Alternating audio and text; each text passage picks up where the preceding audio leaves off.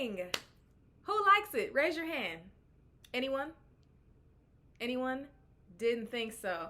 I'm Ramona J. Smith, world champion of public speaking extraordinaire, mastered the art of public speaking, everything public speaking. I am her. First of all, thank you so much for watching this video. Secondly, make sure you subscribe to the channel, hit that like button, comment, and share. I would love for you to continue with this journey of building my YouTube presence to simplify public speaking. It is simple. I know people make such a great big deal about it, but it is quite simple. So I'm here to help you to become more confident on the stage by sharing best practices, tips, and techniques when it comes to public speaking. For those of you who do not know me, you can check out Still Standing, my 2018 World Championship winning speech with Toastmasters International. And speaking of Toastmasters International, that is what this video is going to be about today. Today, I just want to share the story about how Toastmasters changed my life, because it has definitely changed my life. Let's start off with, what is Toastmasters? What is it? Is it toasting bread? Is it toasting to a celebration? It is neither one of those. Toastmasters International is a nonprofit organization that helps people become better leaders and better speakers. Not just better speakers, better leaders and better speakers. The core values are respect, integrity, service, and excellence in all we do. It was started by a man named Ralph Smedley way back in the 1900s. And it's, oh my goodness, a plethora of clubs all over the world. I think right now there are hundreds of thousands of different clubs and hundreds of thousands of members all over the world. It is free to visit. You can visit any club, and I'll get into that a little bit later on about how you find a club, but you can visit any club, and now it's much easier because everything is online, everything is virtual, so you can visit a club for free as many times as you like. But once you decide that you want to become a member of the organization, I think it's like $65 twice a year, so it is not a big investment at all. How Toastmasters changed my life. Number one, the big enchilada is that in 2018, I became the world champion of public speaking. That is life transforming within itself, because once you become the world champion of anything, many people are going to have access to you. Many people are going to want to access you. People are going to want to know what you did and how they can do the same thing. And it's just a big title to have. World championship of anything, Olympics, sports, pie eating, it doesn't matter. If you're the world champion of anything, people are definitely going to want to know who you are and how you got to where you are. I got to that by joining this organization. You cannot become the Toastmasters International World Champion of Public Speaking without being a member of the organization. So let's start there. Let's start with, when did I join? How did I get involved? Where did this Toastmasters journey begin? I have always, for many years, I believe since I was maybe like 19, I've always wanted to be a public speaker. I've always had this urge and this passion to speak clearly. I've always wanted to be on stage speaking. And I didn't really have a lot of points of reference. I didn't really know any public speakers growing up outside of pastors, but I knew I didn't want to be a pastor. That might come later on in life. Don't know. But I didn't want to do that, and I didn't want to be a politician. But I'm like, I still have this strong urge to want to be on stage and speak. I want to really bad. So I moved to Los Angeles to pursue a career in what I thought would be acting and modeling, but I could never shake this public speaking. And so my sister said, well, why don't you join Toastmasters? And at that point, I didn't know what it was. I had never heard of the organization, but then I started to research it, and I figured out what it was, and I found out that there was a club near me. So the club that I chose was in Hawthorne, California, and it was called the Dream Catchers. And beautiful woman was the president, Amy Ayano. Love her, adorable, wonderful, vivacious, small Japanese woman who was, oh my goodness, she became my speaking guru and my son's Japanese grandmother. But yes, I called the club, I spoke with her, she invited me to come down. So I came down, and like I said, you go visit the club for free. So if you're interested in visiting a Toastmasters club, all you have to do is Google Toastmasters club near me. I think you have to put in your zip code, and so many clubs will pop up near you. Trust me, it does not matter if you are in Sri Lanka or if you are in Atlanta, Georgia. Dozens, perhaps even hundreds of clubs will pop up near you. So that's what I did. It led me to Hawthorne, California with the Dreamcatchers, and I went to go visit the club. And I had no idea what to expect or what was it about or anything like that, but I knew that I wanted to become a better speaker, and I just kind of went with the flow.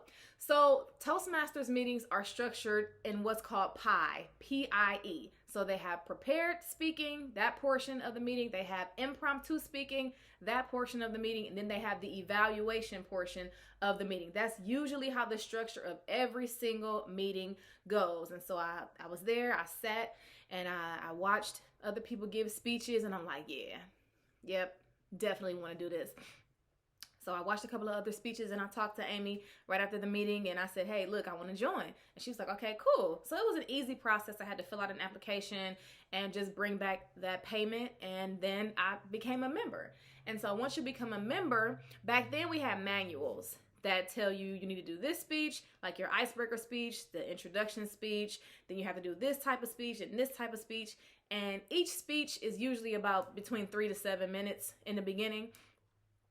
And so, you get this manual, but now everything is virtual, it's digital, and it's called Pathways, but it's still the same thing. It's a list of speeches, like speech projects that you have to complete.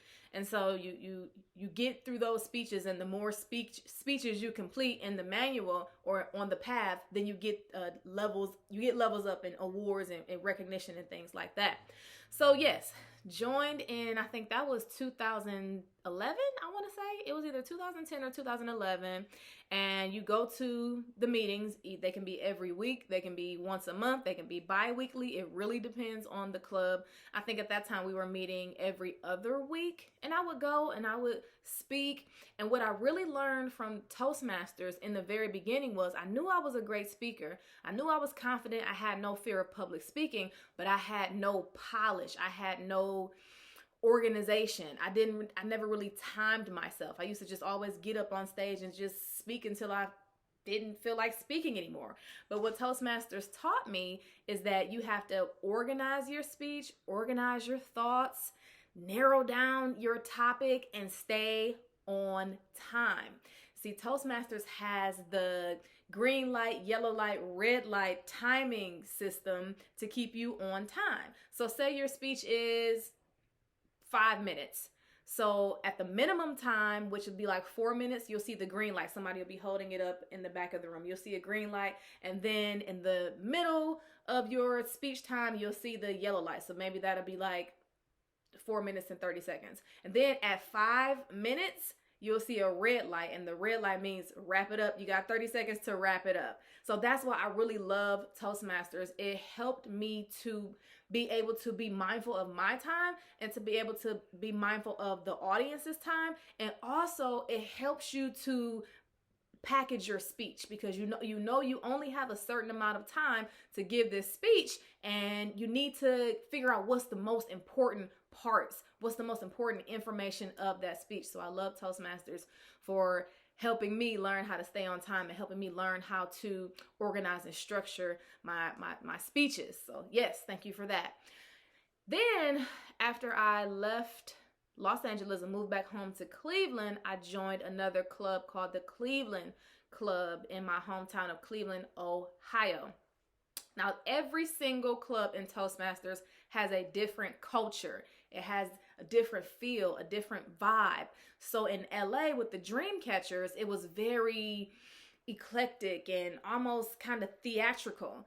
But when I came to Cleveland, I joined a corporate club. And of course, that's more business professional. People are more practicing for business presentations and business pitches and things like that. So I was grateful for that because I was able to get the free-spirited, butterfly, creative type of environment, but then I was able to get that business, direct, professional, polished aspect as well. And that's just the beauty of Toastmasters, just the variety and the diversity of the different clubs and all the things you are able to learn.